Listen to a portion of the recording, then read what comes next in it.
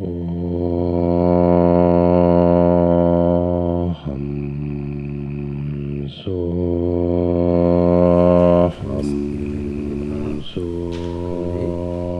gens souvent, ou c'est leur médecin qui leur dit « Oh, vous devez faire du yoga, ça devrait faire du bien, alors essayez ». Alors certains y vont parce qu'ils sont trop nerveux, d'autres parce qu'ils sont trop raides, d'autres parce qu'ils veulent se muscler ou ils veulent être peut-être mieux foutus.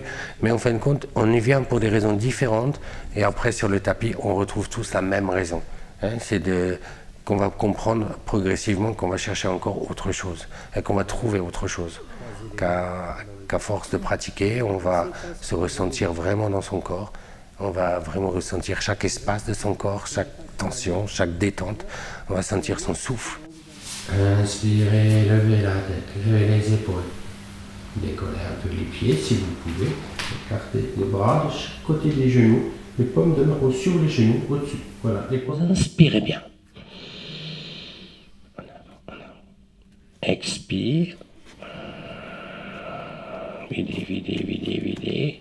Au maximum l'air. Vous contractez le périnée. Expire en avant. La jambe gauche en arrière. Regardez devant. La jambe droite. À chaque fois que vous expirez, le ventre rond. Les gens disent « je suis trop nerveux pour faire du yoga, je suis trop raide pour faire du yoga ». Eh bien, c'est justement là où il faut faire du yoga. La seule contre-indication, c'est encore une fois les élèves qui vont se la donner. C'est-à-dire que s'ils ont un problème physique, il y a des postures effectivement qu'ils ne peuvent pas faire, il y a des postures où il va falloir faire doucement, mais on n'est pas dans un travail sportif. Donc c'est tout à fait autre chose, une relation au corps tout à fait différente que dans une activité sportive. On va vraiment travailler dans les muscles intérieurs, et ça me tient aussi très à cœur, hein, de ne pas avoir ce côté gymnique, de sentir qu'on va travailler le périnée, hein, tous ces bandas, le diaphragme. On va vraiment travailler à l'intérieur et le corps il va se relâcher progressivement, mais c'est progressif et on ne va pas tirer comme les gens font au début. Hein. Toute la posture, elle va être sur le pied qui reste au sol. En inspirant, levez la jambe droite, tendez bien la jambe, levez la tête, levez les épaules, glissez les mains vers l'orteil. Voilà. Et je repose doucement, je relaxe. Défaite. C'est donc important de travailler avec des choses accessibles pour tout le monde, surtout dans un cours en groupe, un cours traditionnel où il y a des jeunes, des vieux, des gens en pleine forme ou moins.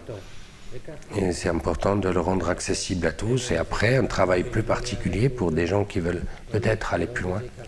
Ce partage dans les groupes permet d'avoir des gens tellement différents et qui se retrouvent là sur le tapis avec différents âges, différentes capacités physiques. Les jambes, laissez la place au ventre. C'est quand le ventre va bien s'avaler que les jambes vont venir toutes seules vers vous. Appuyez les mains sur le sol. Doucement. Inspirez, levez les deux jambes. Levez bien les jambes. Levez la tête, levez les épaules. Commencez à expirer en glissant les mains en avant, en ramenant les jambes vers le front. Sentez tout dans le ventre, serrez les périnées, rentrez le ventre. Restez poumon vide. Gagnez un petit cran. Puis vous laissez aller les jambes en arrière, tranquillement. Ça va s'arrêter tout seul. Replacez les mains au sol. Et on est toujours dans la posture pour le retour. Au ralenti, on revient. Vous ramenez la tête en même temps. Appuyez bien les mains. Freinez le retour.